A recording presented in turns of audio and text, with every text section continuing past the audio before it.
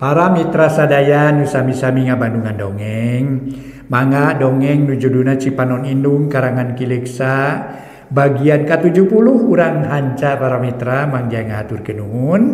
Mugi-mugi dongeng-dongeng ti Mangja Official tiasa dianggo hiburan pang beberapa mana. Atuh salajengna para mitra, tiacan tamat ya dongeng upami hoyong nu tamat buka di playlist Mangja Official. Parantos seueur kirang langkung aya 57 judul sareng Cipanon Indung. Cipanon Indung mah tacan tamatnya. Nu upami hoyong tamat tiasa buka nyaeta anu namina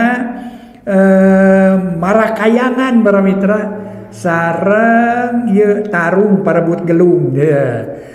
Oke para mitra aya Marakayangan sareng tarung parebut gelung gitu nya. Mangga buka bae para mitra dongengna di Mangjaya Official. Ayeuna mah kana Cipanon Indung bae nincak bagian ke-70 dongeng ieu karangan Kileksa wilujeng ngadangukeun.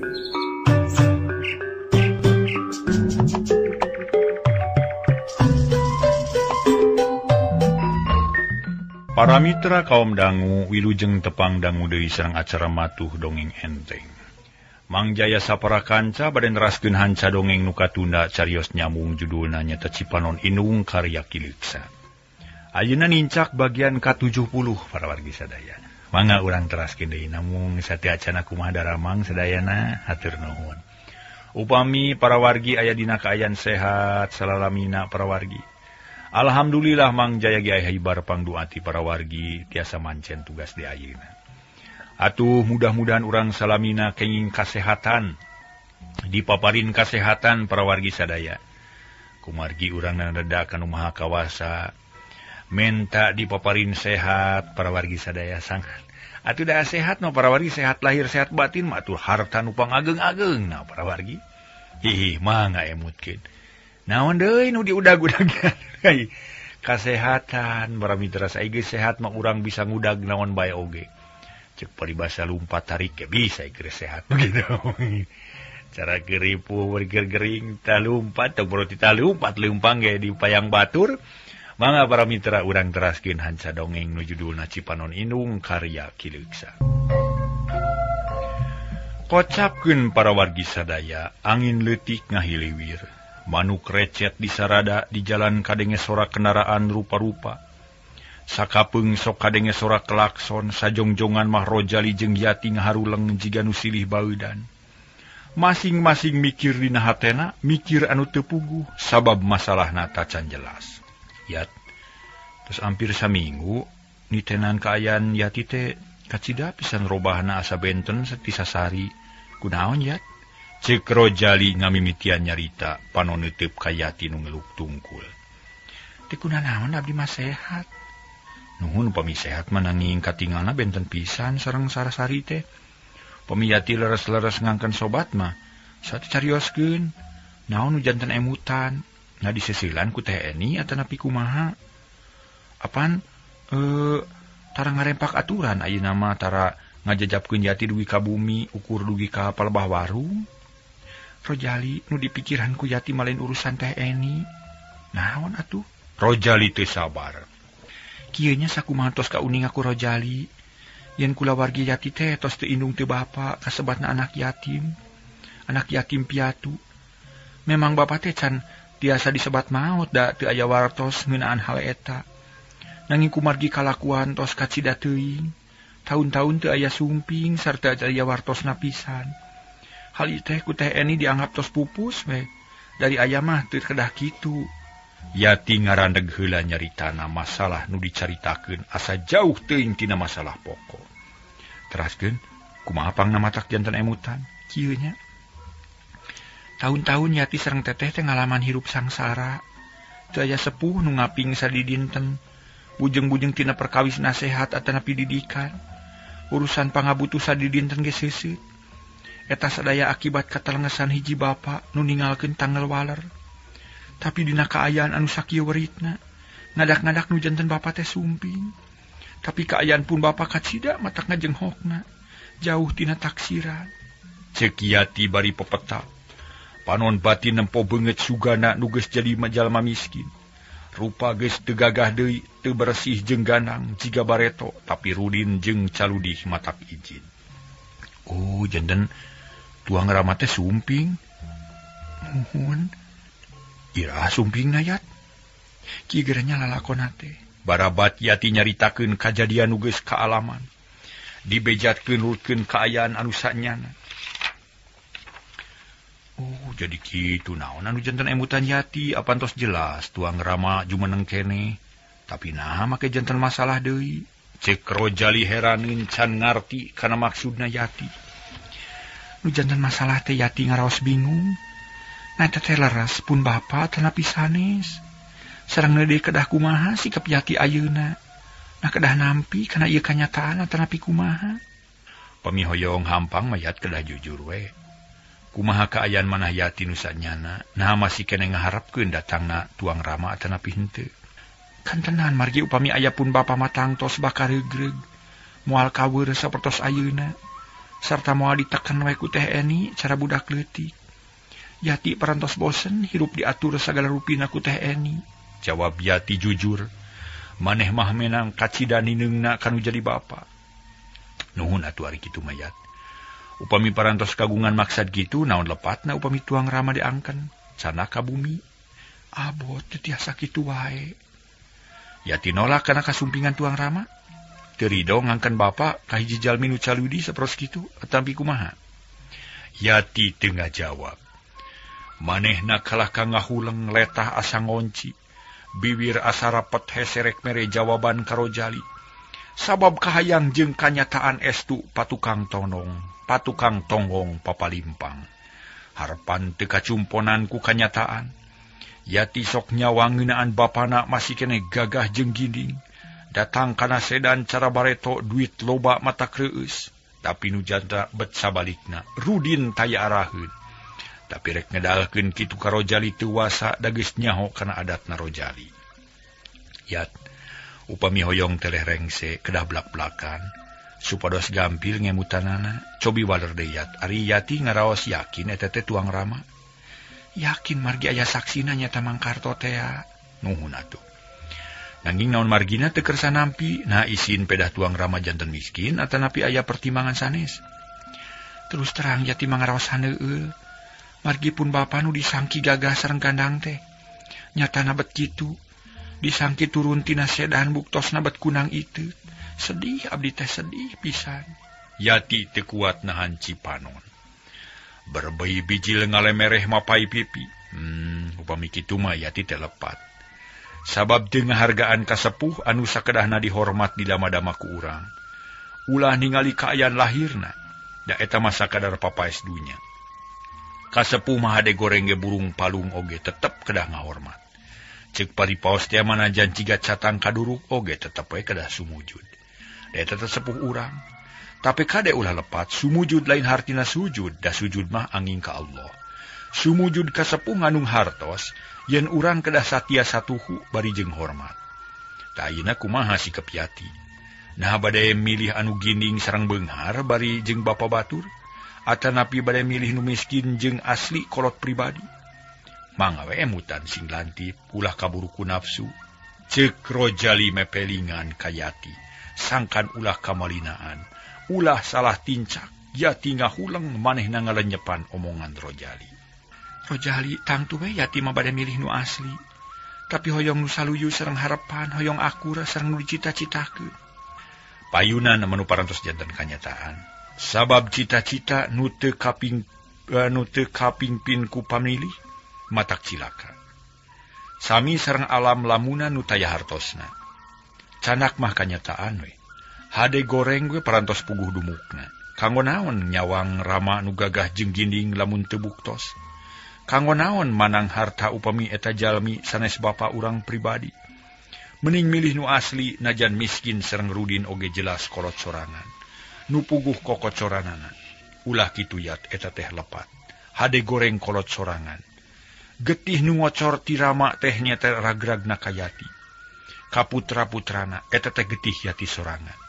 Geura rawu geura pangku bagiakeun ka nyaahna. Anjeunna pangna jauh cunuk ka Bandung hiji ciri ieu nyaah ka putra. Perkara kajadian nu kapungkur eta mah benten alamna, beda zamana. Ulah dijantenkeun patokan salilana, bisi mataknya sabemutan. Tapi teh Eni, kitu pamadeganana abot mayunanana. Yati tiasa we ngangkeun ka apa. Tapi teh Eni sareng teh Lia duka teuing. Malah matos aya kecap sejami kaceuceub ka apa. Nu geus tega ninggalkeun anak pamajikan sina sangsara. Kumaha pami kitu? Ceuk Yati manehna geus kapangaruhan ku omongan Rojali, tapi sieun ku lanceukna. Upami kitu carana,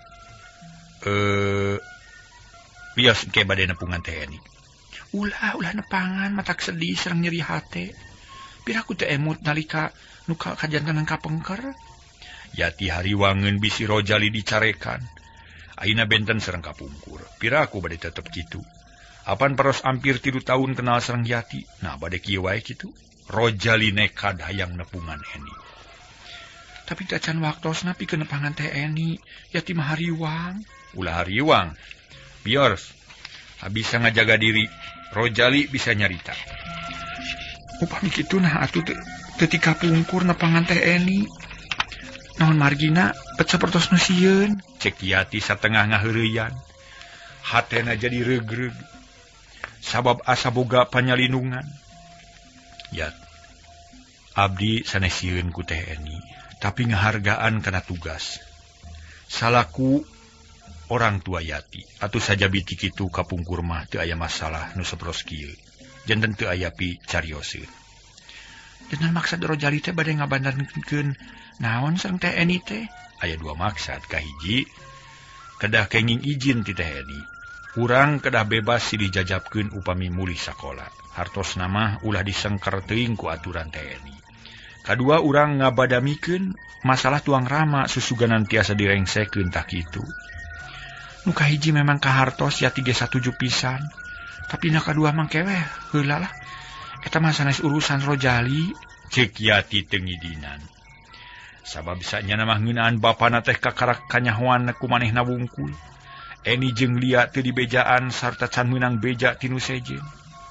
Naon sababna Yati apani teh kabingung Yati. Laras kabingung teh amanya, tapi ke heula ulah waka ayeuna margi teh Eni mah teu acan uningangeun yen pun bapa sok ngalongokan ka bumi. Oh kitu. Kumaha tu ayeuna Rojali jadi murengked deui asa teu puguh picaritaeun. Ari hal eta ulah dipedar deui. Upami leras wantun mamayunan teh Eni naon lepatna upami ditepangan oge. Margi urang duaan moal tiasa wae kieu saterasna. Dina hiji waktos mah kedah kanyahoan ku pihak nu aya patula patali sareng urang duaan. Sepuh Rojali sareng sepuh Yati kedah uninga. Mangga engke dinten Minggu antosan di buminya, kade ulah ka mana-mana. Tangtos abdi bade nepungan teh Eni pikeun ngajelaskeun masalahna tapi kumaha cita-cita Yati saterasna. Cek Rojali Daryanaker, manehna geus mineng badami duaan ngeunaan pika hareupeun. Eta mah gumantung ka Rojali nah moal ngabobodok itu. Moha, abdi janji ka Yati. Jeung ka diri pribadi, abdi moal kagoda deui ku nu sanes sabab hate mah geus teteg. Yati pilihan abdi. Laras teh? Laras kitu pisan Yat. Urang ulah papisah deui. Najan nepi ka iraha oge tetep kedah sasarengan. Cita-cita urang kedah kahontal. Tapi ayeuna mah teu acan tapi kana waktosna pikeun nyawalakeun urusan eta.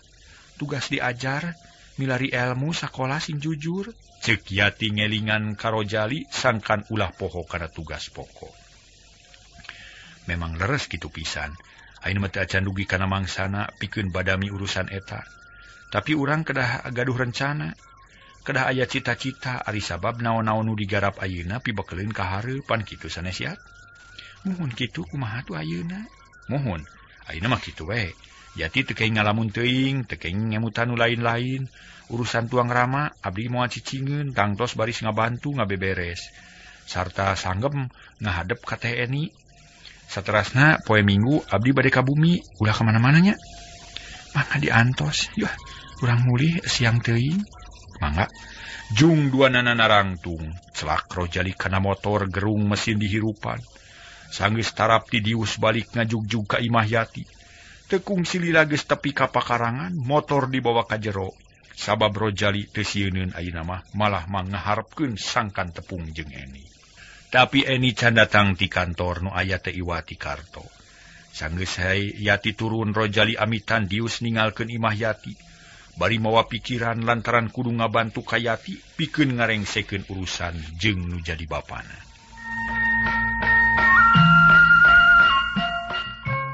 Para mitra kaum dangu, saditinggalkeun ku Rojali Yati buru-buru asup ka imah.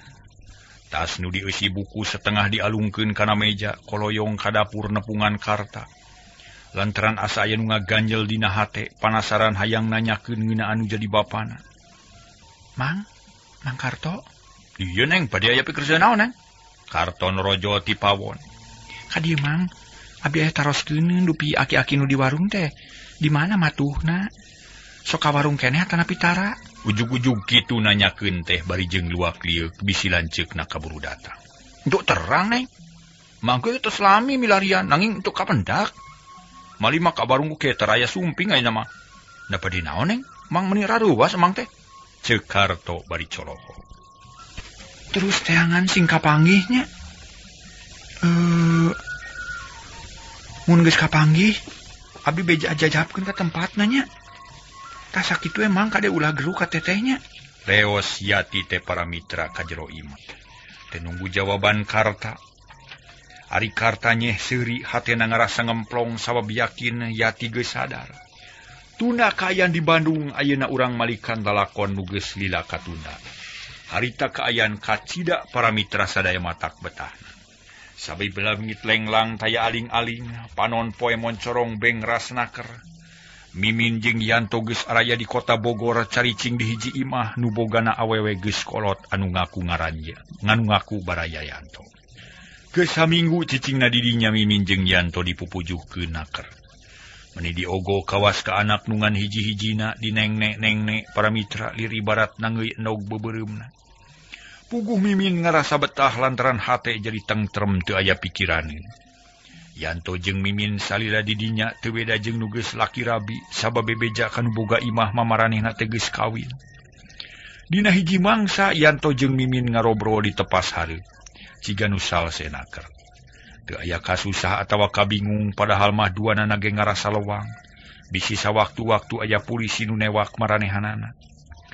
Kang Yanto, rek nepi ka iraha kikieuan teh atuh. Kuring mah geus teu betah lah hayang geura matuh di imah sorangan. Alusna mah urang ka Jakarta deui ju, lala miting di dieu.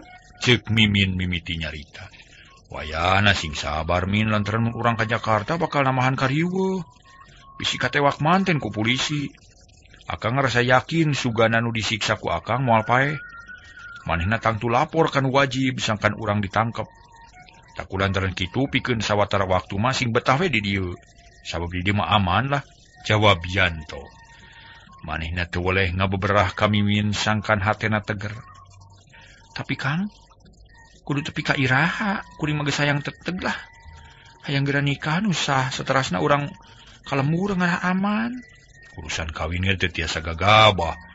Lantaran kudu tentrem heula, kawin dina kaayaan warit kieu malah kada kamatakna mah bingung.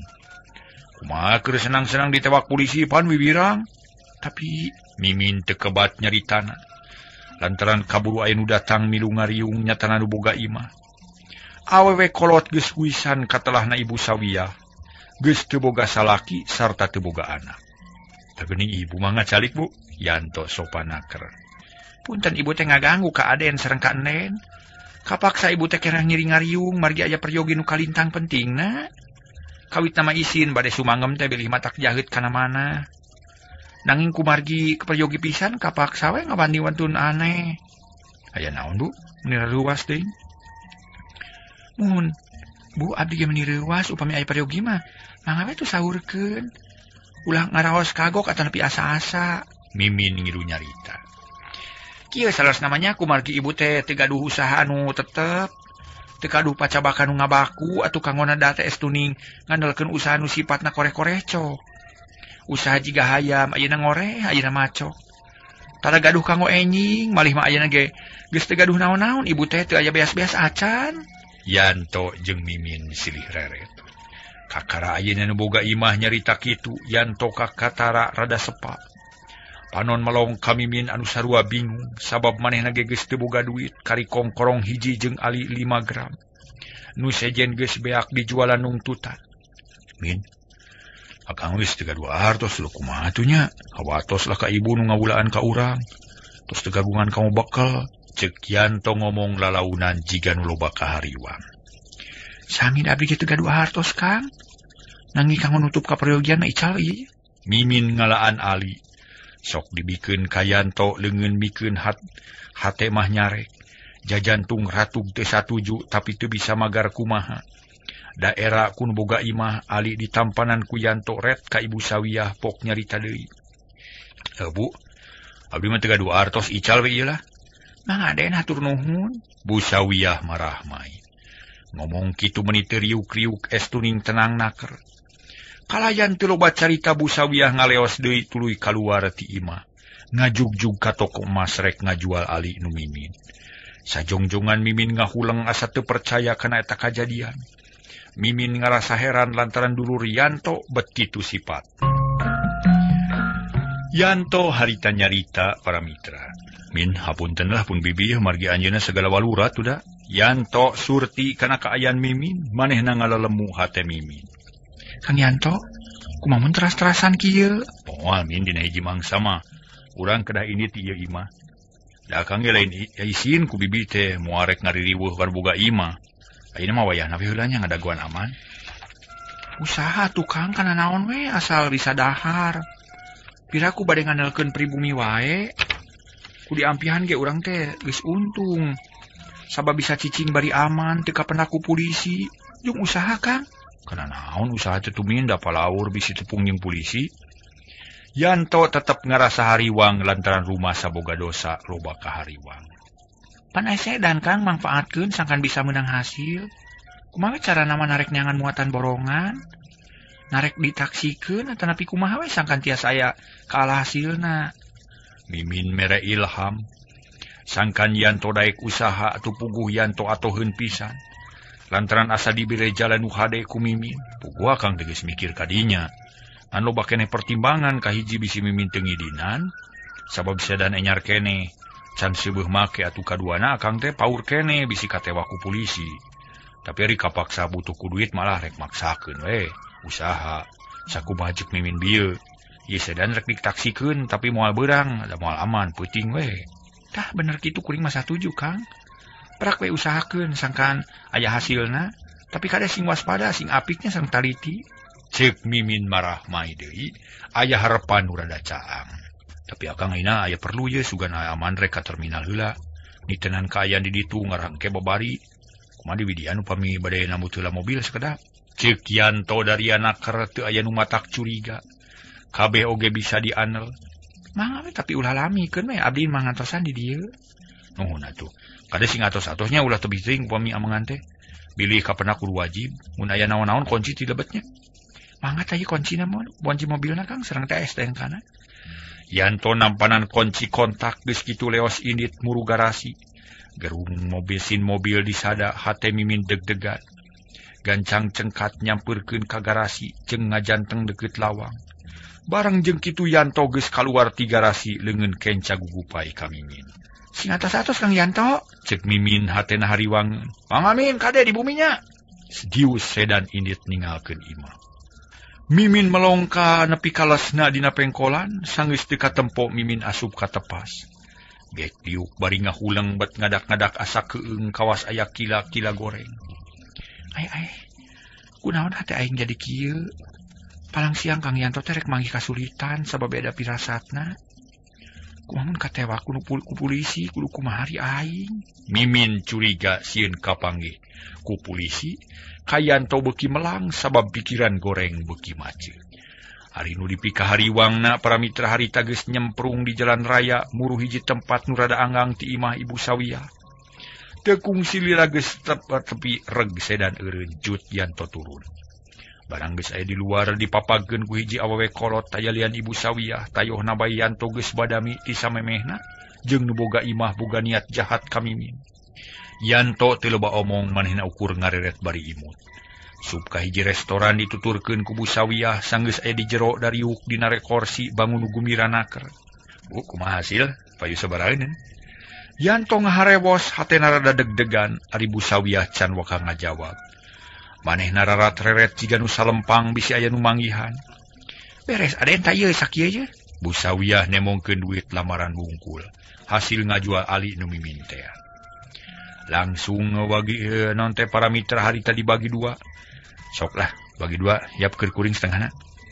Bu Sawiyah milang duit setengah dibikeun ka Yanto, setengah na kumanehna diasupkeun kana dompet.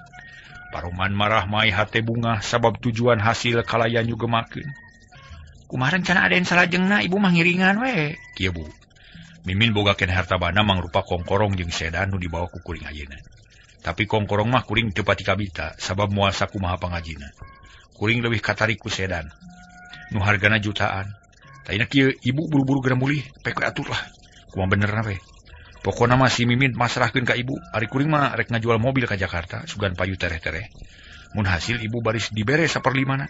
Omat ulah geruh. Teu meunang buka Rusia. Mun Mimin nanyakeun bejakeun we teu nyaho kitu. Engke mun kapaksa patepung jeung Mimin, kuring rek api-api katewa ku polisi jeung mobilna. Oh, mangga we ibu mangiringan we.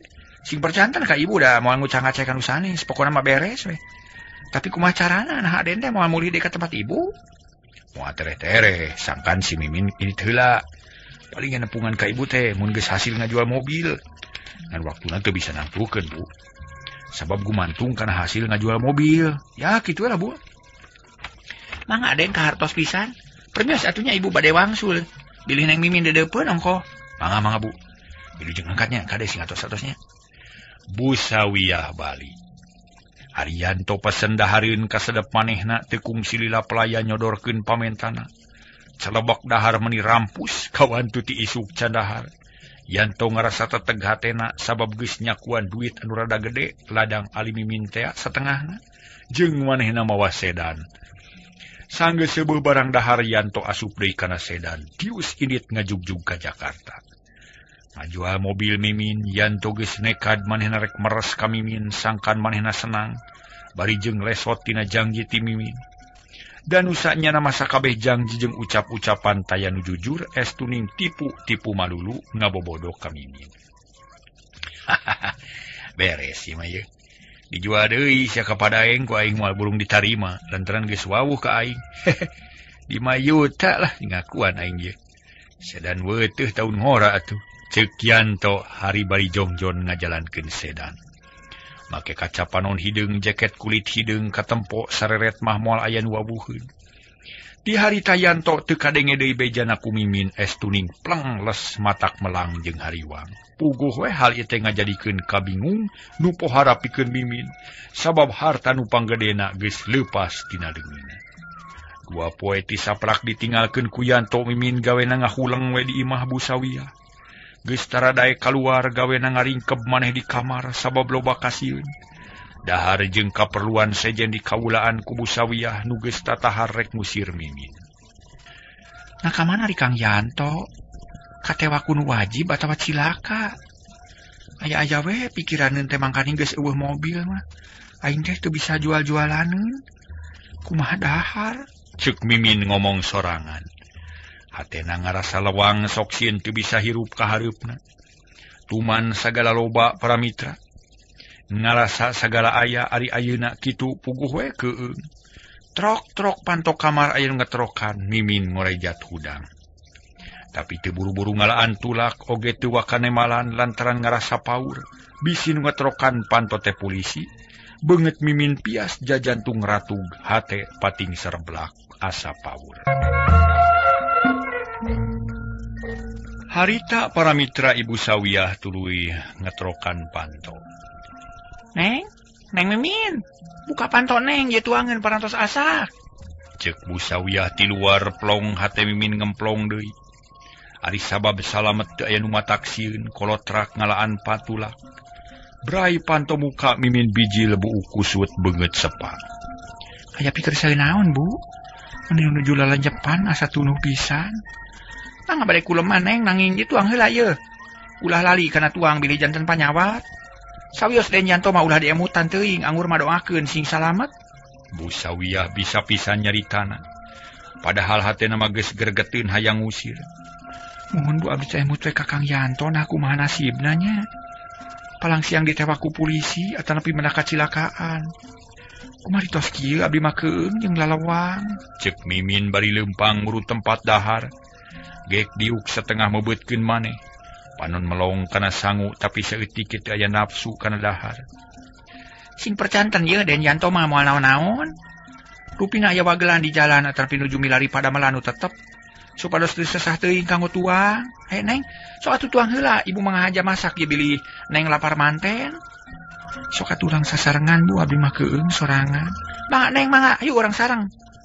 Brak duanana dalahar. Tapi Mimin mah tetep we teu pati ponyo ngahuap oge jiga nu haroream. Nyape kawas nu nyeri huntu pikiran kumalayang ka mana-mani.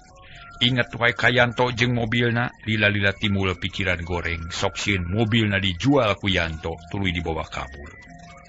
Breh kasawang pisang saraeun mangkaning geus teu aya tuturkeun.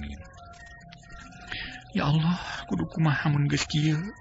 Garentes hate Mimin bari tanggah. Sangu nu geus dicomot murag deui Bu Sawiyah kaget. Kunaon Neng teu damang atanapi kumaha? Mimin teu nemalan. Kop kana gelas cai enteh regot minum saeutik lengah hulem. Lalembutan asa kumalayang di awang-awang diuk oge asa teu napa. Kalangkang kasangsaraan ngagoda kana pikiran nyingsieunan kana hate, ngalalewang kana pikir.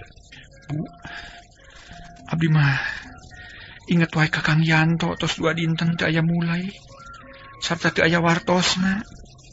Nah kamana kinten-kintenanya? Alah Neng, paling gaya bagelan di jalan. Sabios ulah janten emutan teuing ieu. Mending ge sinjanglar supados raos kana mana. Bade teu dipikiran kumaha atuh Bu. Moalnya ka terminal wungkul dugi ka 2 dinten. Rupina Kang Yanto teh teras ngider atanapi kabur ninggalkeun ka abdi. Duh, Gusti kumaha mun geus kieu? Mimin geus teu bisa nahan kasedihna. Lantaran rupa-rupa kalangkang katunggaraan ngagoda kana pikiranana. Nu kasawang ku Mimin taya deui iwati hirup balangsak nu baris kaalaman ku manehna. Bu Sawiyah teu ngomong deui panon melong kana alas nu can beak-beak. Dahar teh asa teu puguh tungtungna eureun pating harulang duaan kawas nu teu baruga pikiran. Keur ngaharulang kitu panto hareup aya nu ngetrokan kebeg Mimin ngarenyag. Bakat kureuwas jajantung beuki ratug beungeut pias. Pikiran goreng ngagoda kana dirina nu kasawangan kasusah jeung kabingung sok sieun aya polisi nu datang ka imah. Tah aya tamu Neng, sahanya sugan Den Yanto? Ceuk Bu Sawiyah bari tuluy cengkat. Gagancangan muru panto kolotrak berai panto muka dibarengan kurantugna jajantung. Geuning juragan mah ngalinggi. Bu Sawiyah kadenge nyarita jiga nu sopanaker. Mimin menikerung pikiran begitu puguh sok sieun matak cilaka. Saterusna mah para mitra semah jeung Bu Sawiyah dariuk ditepas tuluy ngobrol didedengekeun ku Mimin bari ngadedempes. Eusi eta obrolan semah teh nagih duit sewaan lantaran Bu Sawiyah geus 2 bulan can mayar. Mimin meninggal lenyap ku manehna geus kateguh. Yen Bu Sawiyah teh lain cicing di imah pribadi tapi imah sewaan. Breh kasawang deui. Kasulitan nu bakal kaalaman mangkaning Yanto eueuh, tangtu Bu Sawiyah bakal menta bantuan ka manehanana. Dina obrolan nu pamungkas semah negaskeun yen imah kudu dikosongkeun, ari can bisa mayar mah. Lantaran aya nu rek ngeusian deui. Harita Bu Sawiyah menta tempo 2 poe, rek usaha neangan duit keur mayar sewa imah. Ngan lamun geus 2 poe teu kabayar kapaksa rek turun. Atuh geus kitu mah semah balik ninggalkeun Mimin. Ngahulang bingung. Sabab eta kanajan kajadian tumiba ka Ibu Sawiyah, ari nu bingung namah Mimin, sok sieun dipentaan duit deui ku pribumi. Aya-aya wae pikiraneun teh. Nah geuning lain imah sorangan iteh nya. Kunaon ari Kang Yanto bet ngabohong ka aing. Mun geus kieu moal salah deui tangtu si ibu teh minta duit ka aing. Ceuk hate Mimin bari ngarampak kongkorong. Di barung ku hate nu sumebelak geus kasawang kongkorong nungan sakitu-kituna teh bakal kajual deui. Barang keur ngalamun kitu Bu Sawiyah nyampeurkeun lalaunan. Gek diuk dina urut tadi katempo bangun lungse tandang bingung. Ku Mimin direret ku juru panon nu direret ngahulang bari melong kana meja. Saha nu name teh Bu? Sareng bade naon ka dieuna? Mimin tumanya padahal magis nyaho da tadi ge ngadedengekeun. Neng, lah. Dasar gogoda kanu keur bingung sok tara kapalang ieu. Ceuk paribasa katurug katutuh teh sanes bobodoan. Tamu teh sanes nu tebih nanging nu kagungan bumi ieu. Bade naon katinggalna ibu sapertos nu sesah. Teu lepat neng ibu teh bingung kabina-bina. Margi tos 2 sasi teu tiasa mayar sewaan bumi. Margi ka aya nuju sakieu beritna we ibu teh. Janten bumi teh kenging nyewanya, Bu. Nya kenging nyewa sasasi teh 20.000. Kedah kumaha tuh ibu teh neng? Margi upami dina 2 dinten teu tiasa mayar. Kapaksa kedah turun ti bumi. Mimin teu nemalan. Imah mah teuing urang mitra ye. Manehna leuwih bingung ditambah ku era. Sabab manehna rumasa numpang ukur namahan kariweuh kanu boga imah.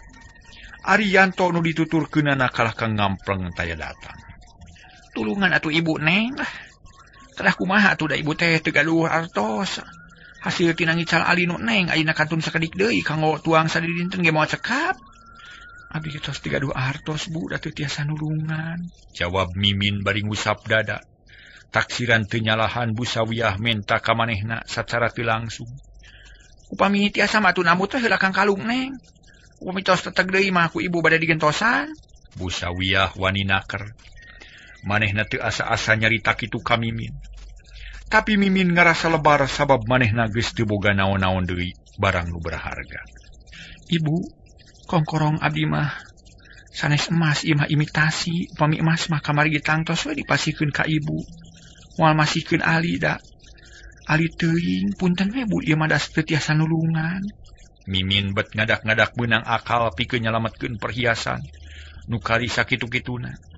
Kumaha tuh neng ibu teh nuju bingung ieu teh alah. Adalah di kumaha da abdi ge sami bingung ibu. Duanana jara rempe para mitra sadaya teu aya nu nyarita. Bu Sawiyah katara bangun anu haneueul lantaran Mimin nyarita kitu. Atukur bisa ngupat dina hatena dibarengan ku rasa jengkel. Kurang ajar apanyana teh emas asli.